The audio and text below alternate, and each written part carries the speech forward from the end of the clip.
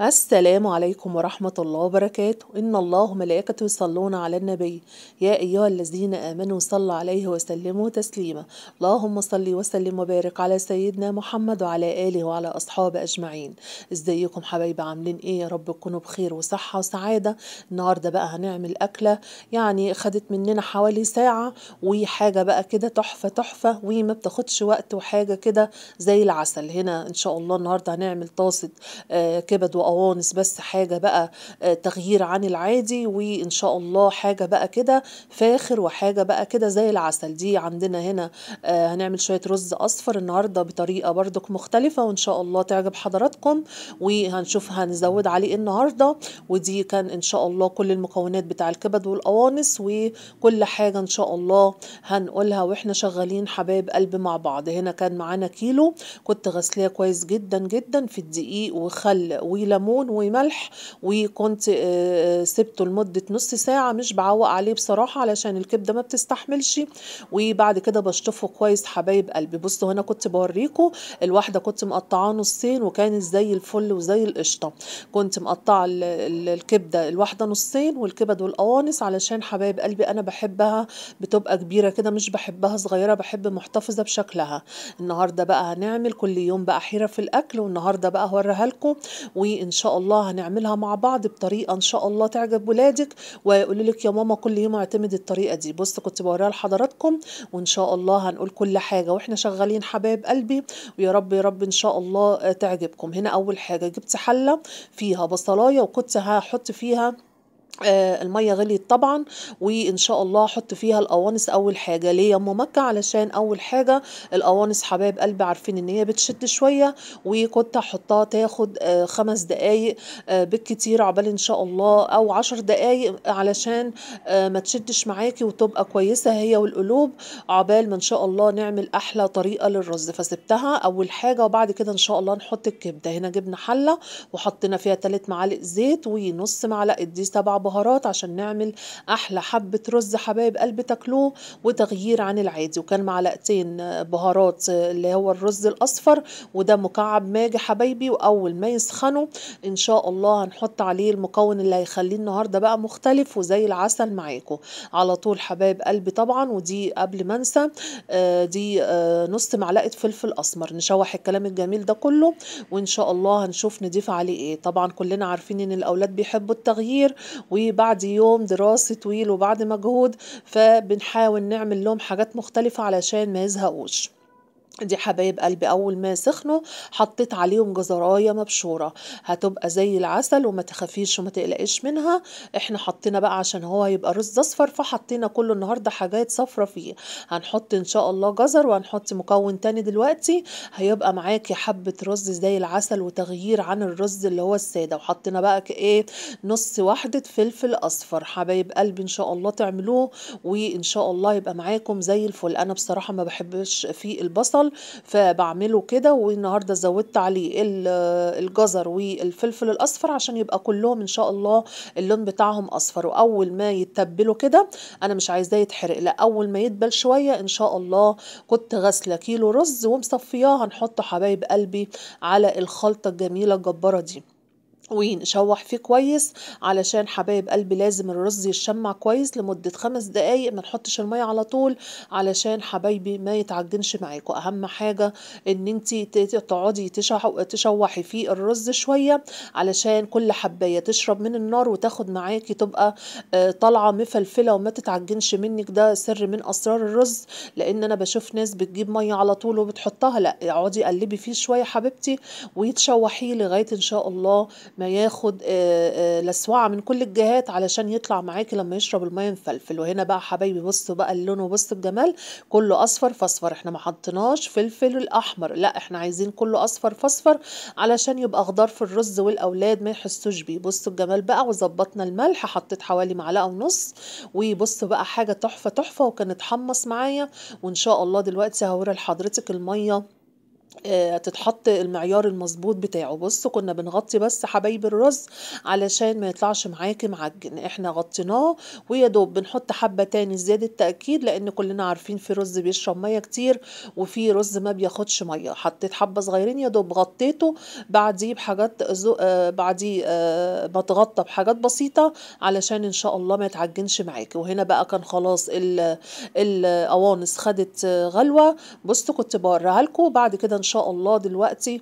يا دوب انا سبتها 10 دقايق ما كملتش، عقبال ما عملنا الرز. وبعد كده حبايبي هنحط الكبد 10 دقايق بس، لان احنا لسه بقى هنحطها في الطاسة ونعمل لها الخلطة الجبارة بتاعة ام مكة ان شاء الله. يا رب يا رب تعجبكم، وحاجة بقى كده تغيير عن العادي. بص بقى الرز اتشرب، اول ما يتشرب حبايبي وان شاء الله هنوطي عليه. بص بقى الجمال وبص الحلاوة بقى، وحبة الجزر معاك ان شاء الله يبقى زي العسل. هنا بقى خلاص سبتهم شوية، كنت نقلته بقى على عين واطية على شعلة واطية عشان يستوي.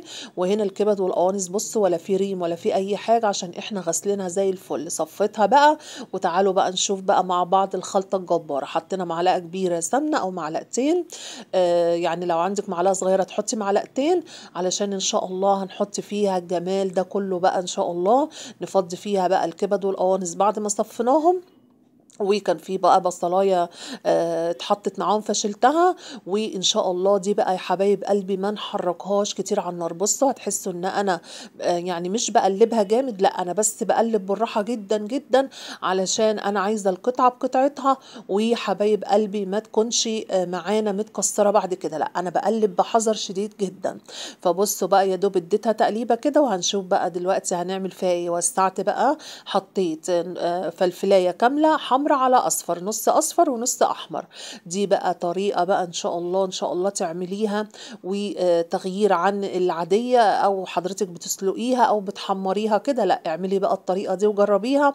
وادعي لام مكة ان شاء الله باستمراريه القناه، دعوه حلوه منكم. دي بقى معلقه صغيره 7 بهارات، كلنا عارفين ان هي بتبقى 7 بهارات مشكلة، وبتدي تطعيمة حلوة جدا جدا لأي لحوم. ودي معلقة صغيرة ان شاء الله فلفل اسمر.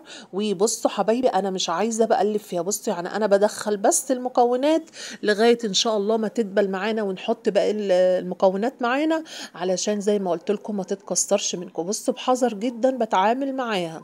بصوا حبايب قلبي حاجة بقى كده ان شاء الله ان شاء الله تعملوها وتعجب حضراتكم. بصوا كنت بشوح فيها ان شاء الله لغاية بس ما يعني كل المكونات تختلط. وبرضك وسعت عشان هنحط فيها المكونات. بعد كده هنحط ال3 طماطميات، دي 3 طماطم متقطعة زي الفلفل جوليان، او بنقول عليها جوانح او شرايح بتبقى رفيعة.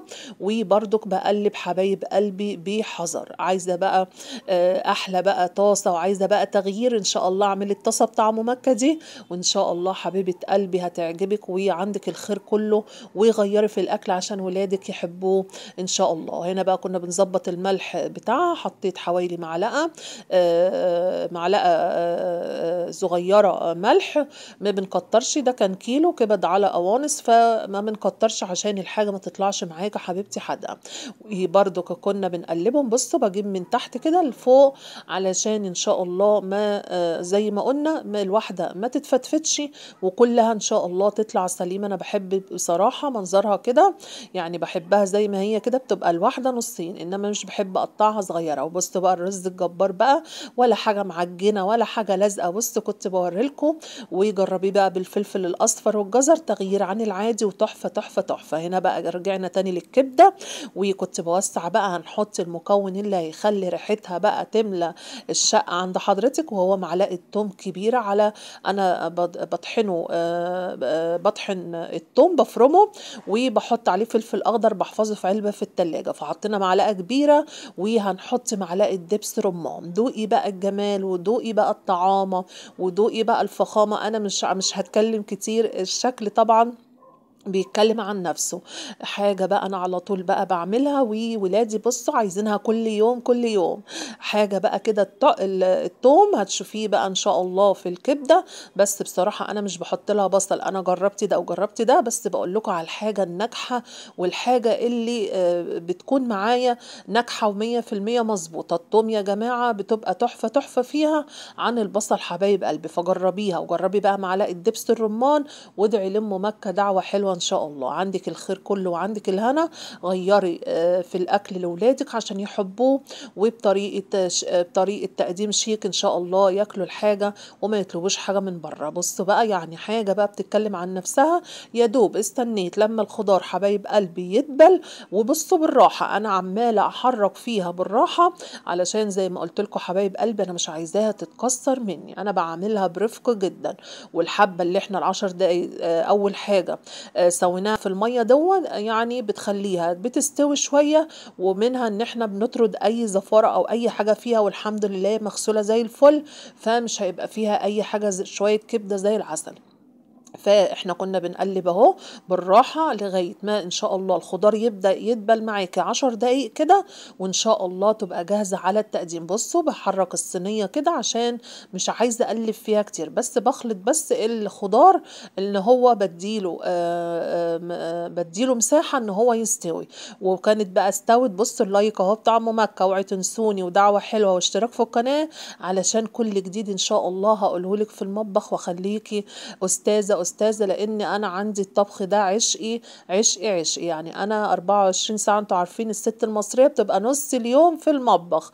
بصوا بقى هنا خلصت، والتقديم أهو كنت بوريلكم حبة رز حبايب قلبي، وكنت بوريكم طاسة الكبدة الجبارة. يعني حاجة بقى بصوا بتتكلم عن نفسها، ولا معجن ولا أي حاجة. المهم إن انتي تغطيه لغاية ما الرز بس ياخد مقدار المية، عشان حبيبة قلبي ما يطلعش معجن معاكي وتطلعي أستاذة فيه.